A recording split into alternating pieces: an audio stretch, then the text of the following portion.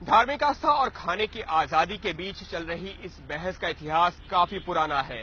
अधिकांश हिंदू गाय और बैल को पूजनीय मानते हैं, लेकिन सवाल ये उठता है कि क्या हिंदुओं में हमेशा ही गाय और बैल को पूजनीय माना जाता रहा है?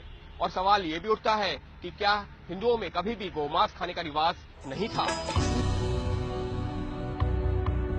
लेकिन the myth of Holi cow नाम की किताब लिखने वाले इतिहासकार D.N. झा के मुताबिक ये धारणा बिल्कुल गलत है कि हिंदू कभी गौमांस नहीं खाते थे।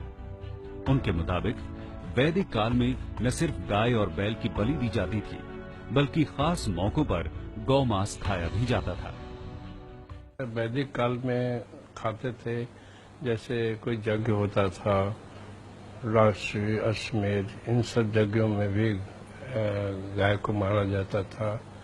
वैसे उसके बाद और भी जो धर्मशास्त्रों में इसका जिक्र है कि लोग मेहमान आते थे, बड़े बड़े जो बहुत प्रतिष्ठित मेहमान आते थे, जैसे घर का दामाद हुआ या समधी हुआ या राजा हुआ, इस तरह के लोग जो आते थे तो उनके लिए गाय मारा जाता था।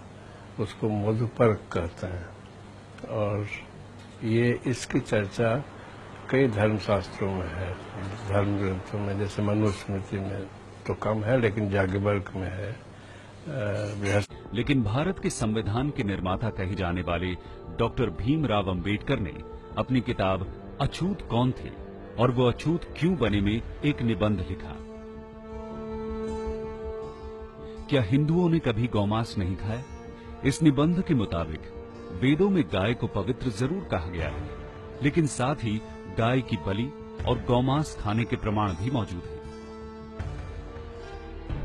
हिंदू धर्म को अमेरिकी धर्म संसद तक ले जाने वाले स्वामी विवेकानंद ने साल 1900 में कैलिफोर्निया में दिए एक लेक्चर में भी कुछ ऐसा ही जिक्र किया।